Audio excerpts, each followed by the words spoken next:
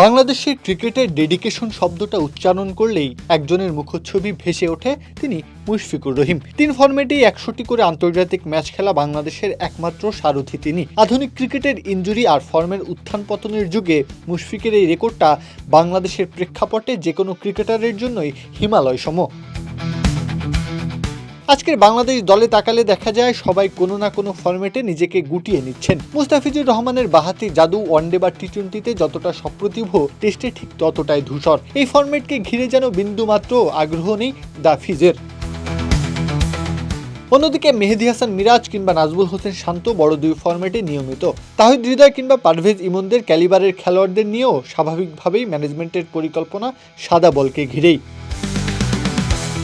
আবার মুমিনুল হক কিংবা তাইজুল ইসলামের মতো কেউ যদি শুভ্র বসনের ফরম্যাটে নিজের দক্ষতার পরিচয় দেন, তাহলে অতি সত্বর তাকে আমরা টেস্ট স্পেশালিস্ট তকমা দিয়ে দিই। সীমিত ওভারের খেলায় সে যেন এক প্রকার নিষিদ্ধ।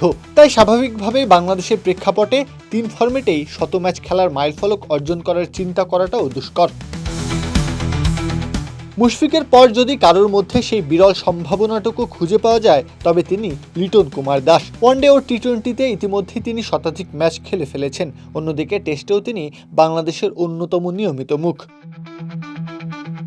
ইতিমধ্যে 52টি টেস্ট খেলা হয়ে গেছে লিটনের। মুশফিকের পাশে বসতে হলে তাকে আরও 48টি টেস্ট খেলতে হবে। গত 11 বছরে তিনি 52টি ম্যাচ খেলেছেন। সেই গাণিতিক হিসাবে পথটা আরও 1 দশকের। তবে টেস্ট চ্যাম্পিয়নশিপের এই ঠাসা সূচিতে যদি আগামী 5-7 বছর লিটন তার ব্যাটের ধার আর ফিটনেস ধরে রাখতে পারেন, তবেই হয়তো দ্বিতীয় বাংলাদেশি হিসেবে তিনি এই অভিজাত ক্লাবে প্রবেশ করবেন। মুশফিকুর রহিম যেখানে দাঁড়িয়ে আছেন, সেই শিখরে পৌঁছানোর অক্সিজেন আমাদের খুব বেশি ক্রিকেটারের নেই। লিটন দাস সেই উচ্চ পাহাড়ের মাঝপথে দাঁড়িয়ে। প্রতিভা লিটনকে স্বপ্ন দেখাচ্ছে ঠিকই, কিন্তু ইতিহাস তাকে অমরত্ব দেবে কিনা তা নির্ভর করছে আগামী 5 বছরের টিকে থাকা লড়াইয়ের ওপর।